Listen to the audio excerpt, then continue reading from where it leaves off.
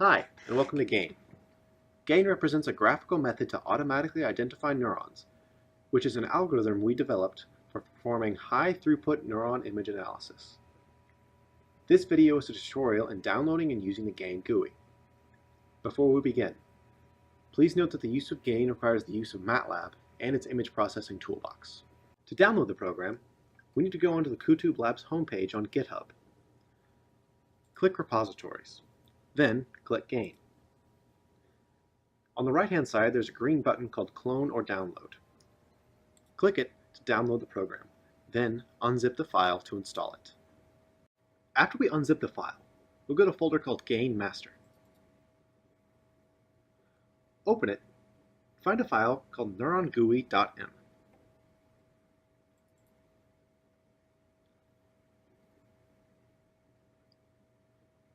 Open it in MATLAB and run it.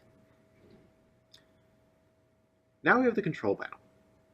The main function of the control panel is to help users to find the optimal parameter values before performing image analysis. 11 parameters need to be determined in a stepwise manner. If your cursor hovers above a parameter, a message will pop up to give a detailed explanation. Now let's try the process on an image.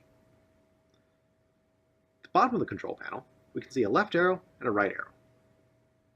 The left arrow means to go back, while the right arrow's function is indicated by the label above it. First of all, we need to open an image file by clicking the right arrow. Currently, GAIN only accepts paired neuronal nuclear and cytoskeletal microscopy images in TIFF format. It's important that these two images be in the same file.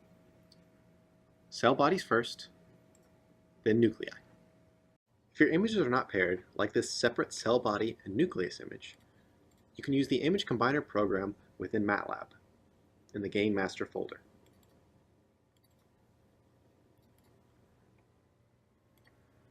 Run the program and select the image files to be paired. Remember, the order of the image files matters, so it's necessary for any pair of images to be right next to each other by their file names, cell bodies first, then nuclei. To do so, you can label your images or give a pair of images the same prefix. The image combiner program generates stacked image files in the current directory shown on the left. Now the images are paired. Please note that although the generated images are always in TIFF format, any image format can be accepted by image combiner as input. Once we have the image files in proper format, we can open an image in the control panel.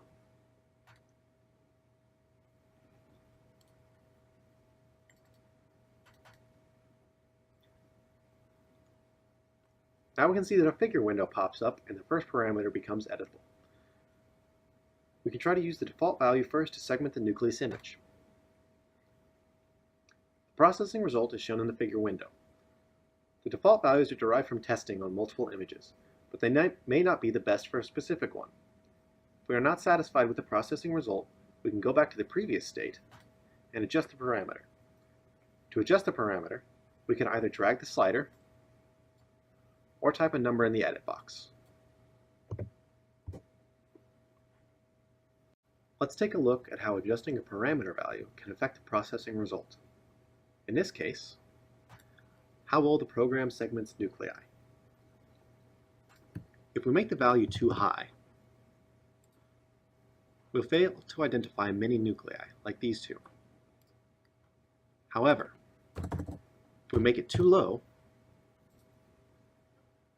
some nuclei that are very close together will be clumped together into a cluster. Ideally, we will select a parameter value which identifies most nuclei and avoids any clumping. Now let's go through the whole process. Please notice that a text box right beside the figure provides instructions for the figure. As you can see, here blue represents individual nuclei, while here the color cyan indicates clusters of nuclei. You can also see that numbers appear in the figure, which indicate an approximate number of nuclei within a cluster.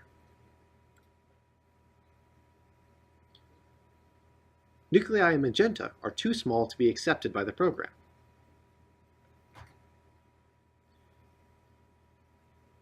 Here, red indicates both cell bodies and some neurites, but after some cleanup, red will only indicate cell bodies.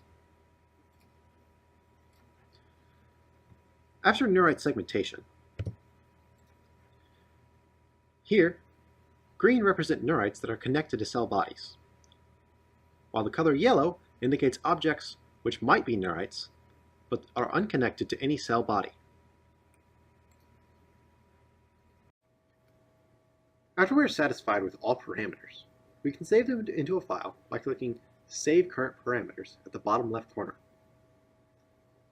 At any step during the parameter selection process, we can also open an existing file by clicking Open Parameters File. For example, to save a parameter file, merely select the location you wish to save the file, enter a name, and click Save. Similarly, to open a parameter file, locate the file you wish to open, and the change parameters should appear in the control panel. Please note that though you may be able to open a parameter file at any step during the parameter selection process, this step must be done before any other step for the changes to take effect in the figure window. Now we're done with this parameter selection. At this point, we may want to use the parameters to perform image analysis on large quantities of images. If so, we can click Exit to Batch Processing. On the new window, the GUI asks us to provide the input images in an output directory. Click the output and select the location where we'd like to store the output. Then select Inputs. The inputs can either be a directory or files.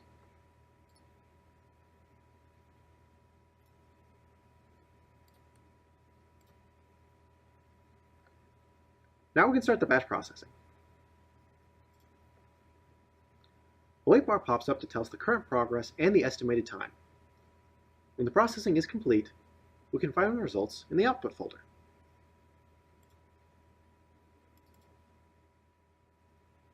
Each image, GAIN returns an image result and an Excel table.